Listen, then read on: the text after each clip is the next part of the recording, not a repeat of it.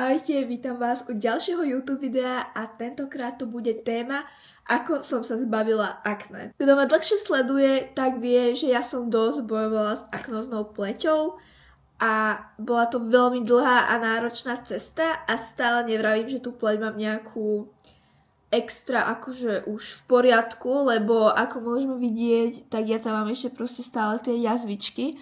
Ale není to také hrozné. Podľa mňa to je už celkom v poriadku. Určite v porovnaní s tým predtým je to topka. No a keďže ste sa ma dosť veľa pýtali otázky, že ako som sa práve sem dostala, ako som sa toho zbavila, tak ma napadlo, že by som to zhrnula skôr do tohto dlhšieho videa. A aby ste si to mohli hocikedy jednoducho nájsť. Začala by som úplnými začiatkami. Ja som s akné začala bojovať nejako asi v 13 rokoch, kedy sa mi začali tvoriť prvé také pupáčiky, ale prevažne na lícach. Ja som vlastne trpela skôr len tými lícami.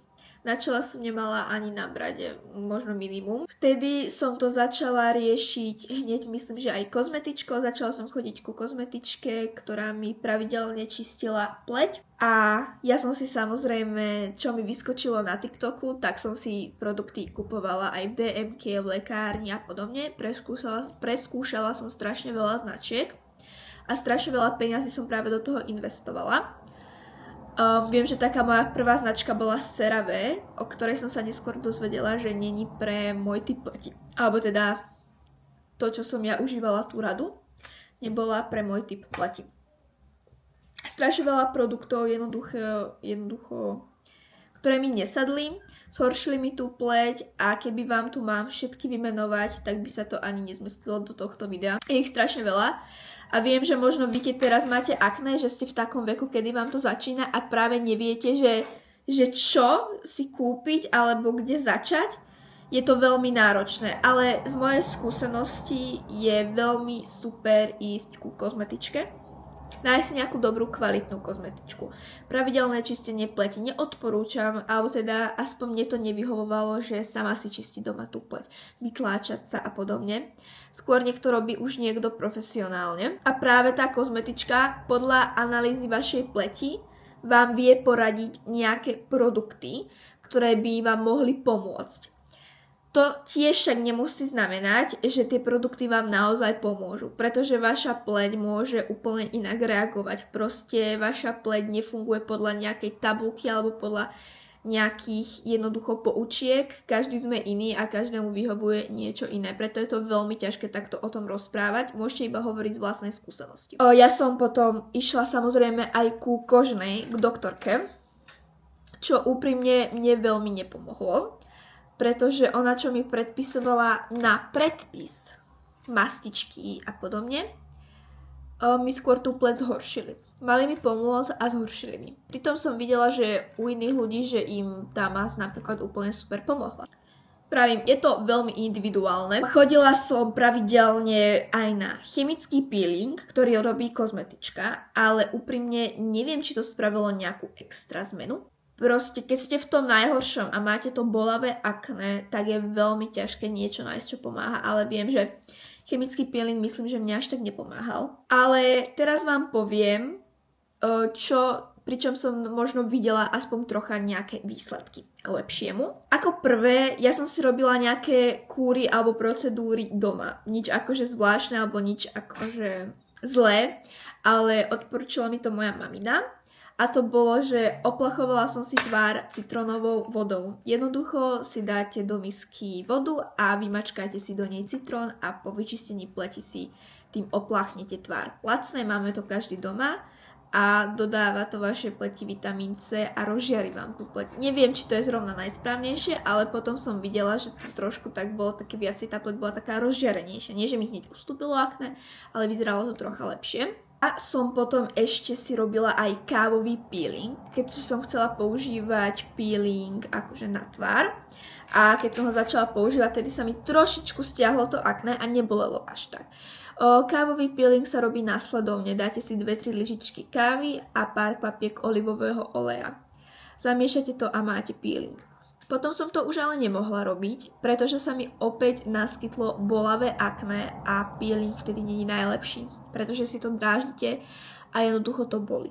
boli to, že extrémne. Vlastne teraz tak ku koncu, posledný rok, kedy sa mi začalo zlepšovať akné, tak som začala robiť také zásadné veci. A to je, že som prestala jesť fast foody a čipsy, čokolády a podobné nezdravé veci. Pretože veľa z tohto problému vyplýva z vášho vnútra. Čiže žalúdok, čreva. Keď jednoducho tie nemáte v poriadku a nestravujete sa nejako zdravo, tak jednoducho sa to bude prejavovať aj na vašej pleti. Ja úprimne som aj celiatik a je dosť možné, že aj práve to mi spôsobovalo akné alebo spôsobuje. Takže možno pre tých, čo máte celiakiu alebo podobné iné choroby, tak dodržiavajte dietu. Nevravím, že ja som ju nedodržiavala, ale možno to má s tým nejakú spojitosť. Neviem. Prestala som teda úplne jesť fast foody, prestala som si objednávať kebab, chodiť na pizzu, na mekáč, jednoducho som to úplne vyradila. A ja si tak maximálne možno dám, že hranolky. Lebo hranolky zbožňujem, hej, akože to jednoducho nedopustí. A čipsy a čokoládu sa snažím tiež niesť a jem to len, keď mám krámy. Lebo, prepáčte, ale ja keď mám svoju menštruáciu, tak akože ja som tady strašne pažravá a to je jediné obdobie, kedy si nejaký jeden balík čipsov doprajem alebo nejakú tú jednu čokoládku. Ale nič prehnane, hej. Potom, samozrejme, nepoužívajte na svoju pleť strašne veľa produktov. Ja keď som tým trpela a bola som tom najhoršom, ja som mala, že 12 krokov skincare. Čo zrovna tiež není dobré, len vtedy som to ešte nevedela a myslela som si, že čím viacej produktov, tým lepšie. Plus, ja som ani nevedela v podstate, na čo tie produkty sú, lebo to bolo niečo, toto som videla na TikToku, toto je dobré, idem si to kúpiť. Jednoducho ma niekto influencol. Úplne bežná vec v tomto svete. Tak som si to ponakupovala. Používala som veľmi dlho korejskú kozmetiku, po ktorej som síce až také zmeny nevidela, ale používala som ju. Niektoré produkty sú dobré, ale musíte zhodnotiť aj to, že jeden produkt nemusí pasovať s tým druhým a keď takto nakombinujete ďalších 5 produktov, tak jednoducho buď to nespraví nič, alebo vám to zhorší, alebo to jednoducho nemá žiadny účinok. Preto je veľmi dobré mať tú analýzu pleti a byť pod dohľadom odborníka. Chápeme sa. Lebo kto vie, možno je úplne iná príčina, prečo máte akné a práve to by mal riešiť doktor a nie TikTok. Buďme si jednoducho úprimní. Preto toto video nerobím, že kúpte si tento produkt. Jednoducho vravím, čo mne pomohlo, ale zároveň vám vravím aj pravdu, že ako to naozaj funguje. No, asi by som sa dostala k tomu, že čo používam momentálne ja. Neviem prečo, ale mne strašne sadla značka The Ordinary. Žiadna spolupráca, hej? Jednoducho všetko bolo najprv kupované z mojich peňazí. A jednoducho mi to extrémne sadlo a vždy po tejto značke som videla výsledky. Len najprv som bola taká, že je tá značka trochu drahšia. Akože ja viem, je to drahšie.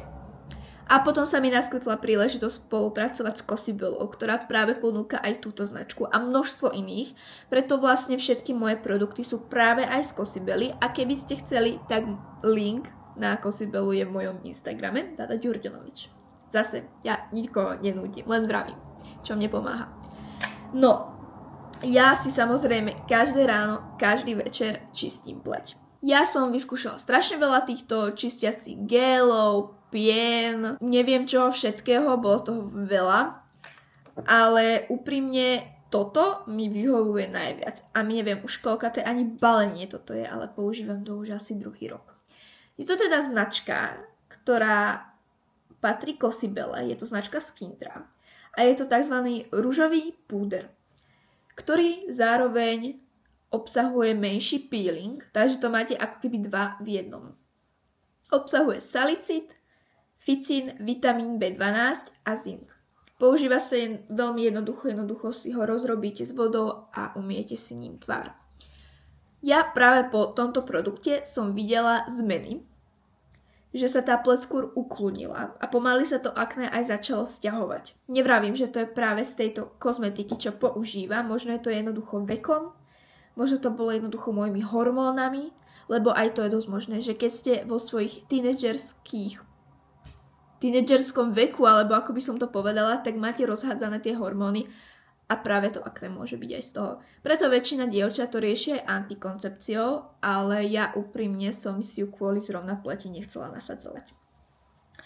Takže čistenie pletí odporúčam veľmi, veľmi toto. Samozrejme, nemusí to každému vyhovovať, mne to vyhovovalo.